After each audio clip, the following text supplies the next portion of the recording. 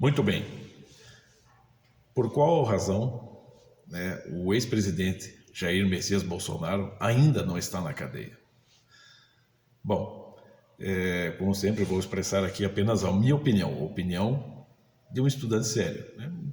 Semi-analfabeto, um analfabeto funcional que tenta com sinceridade deixar de ser um analfabeto funcional, compreendendo o mínimo do mínimo, pelo menos, né?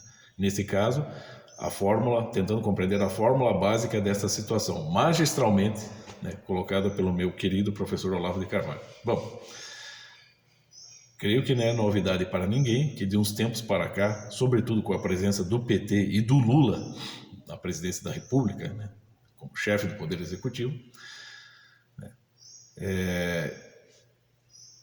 todo o aparato ali, o aparelhamento do Estado é um fato, é algo evidente.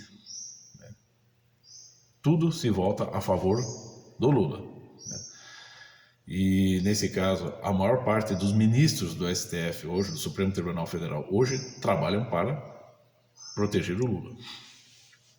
E também não é novidade para ninguém que, ao longo deste ano, 2024, os mesmos ministros do STF, sobretudo Alexandre de Moraes, colocaram em liberdade criminosos de alta periculosidade, entre eles, né, membros do PCC.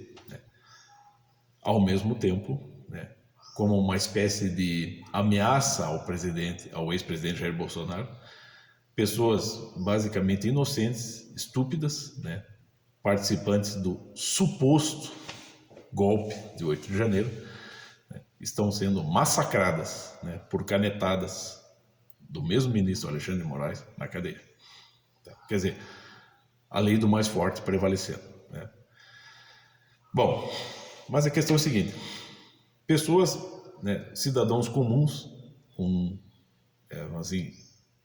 delitos leves, estão sendo, né, julgados de forma totalmente desproporcional, ao passo que criminosos com fichas, né, absolutamente apavorantes estão soltos. Então, peraí, é mais fácil soltar do que prender. E, neste caso,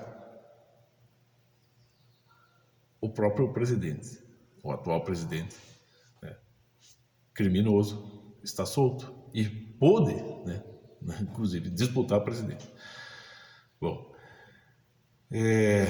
mas e o presidente, e o ex-presidente Jair Bolsonaro? Bom, ele está no mesmo patamar que Lula e que todos os outros, todas as figuras públicas ali, sejam ministros, vereadores, deputados, prefeitos, governadores. Todos eles, basicamente, estão dentro do mesmo padrão de julgamento, de privilégios. Existe uma lei própria, né, que os julga e que rege, né, as suas ações também públicas. Então, nesse caso, né, o Alexandre de Moraes, que basicamente lidera todo o processo, que tenta fazer um cerco cada vez mais estreito em torno do Bolsonaro, se ele tentar cada vez mais torcer a lei, manobrar, né, criar malabarismos, de modo a formular um procedimento legal, entre aspas legal, que coloque o ex-presidente Jair Bolsonaro na cadeia, bom, ele também, o Alexandre de Moraes, estará colocando o dele em risco. A famosa história, quem tem cu tem medo. Então, se ele tentar forjar uma situação ou tentar recriar, rearranjar todo o procedimento de modo a colocar uma pessoa, né, que ocupa basicamente o mesmo patamar que ele na cadeia, ele também estará se colocando em risco e também estará colocando em risco novamente o Lula, porque a lei vai exigir isso e eles não vão poder fugir disso. Entende? Eu penso assim, me parece isso. Está lá na fórmula do Maquiavel, o príncipe de Maquiavel, como o professor Olavo explicou e como você mesmo pode conferir lendo o livro. Está lá, inclusive, Stalin seguiu a fórmula. Uma vez o professor Olavo explicou, Stalin seguiu a fórmula. Quando ele chegou no poder, ele mandou matar todos aqueles que o ajudaram a chegar lá. Só que ele mesmo, né, se ferrou. Então não há saída. E hoje a situação é muito outra, o mundo é outro, não é mais o mesmo do Maquiavel. Você não se pode sair eliminando pessoas à torta e à direita, não é mesmo, Alexandre de Moraes? Então você tem que ameaçá-lo de forma indireta, prendendo pessoas basicamente inocentes, aqueles idiotas lá do suposto golpe do 8 de janeiro, né?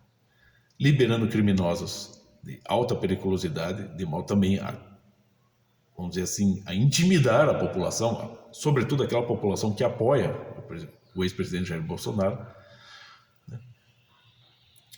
E por aí vai, né? De modo que, vamos dizer assim, se não prender o cara, pelo menos o desmoralize e o acovarde, que submeta todas as pessoas, no caso Jair Bolsonaro e os seus, metade da população brasileira que o apoia, todos eles possam pelo menos se acovardar e recuar, e possam ceder lugar aos criminosos que estão aí no poder, né?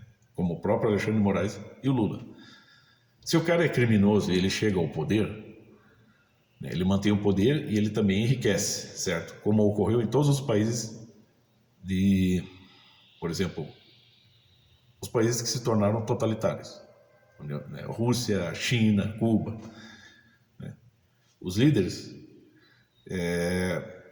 acumulam poder e riqueza, e assim eles podem intimidar, né, a população de todas as maneiras, inclusive aqueles que o apoiam, porque é um meio de se manter no poder. Afinal de contas, eles conseguem acreditar num mundo para além desse? Não, porque muitos deles até declararam: acima de mim, acima de nós, não há ninguém, né? Ou o Lula, que basicamente se considera né, um novo Jesus Cristo, né? Eu penso isso, posso estar delirando aqui, mas a situação é essa. Se os ministros do STF, esses que estão favorecendo o Lula, conseguirem rearranjar a estrutura da lei, a redação da lei para prender Jair Bolsonaro, eles mesmos estarão em risco, né? E colocarão em risco outras pessoas, de risco de cadeia, outras pessoas perigosíssimas que eles soltaram e com as quais eles têm rabo preso. Creio que é isso.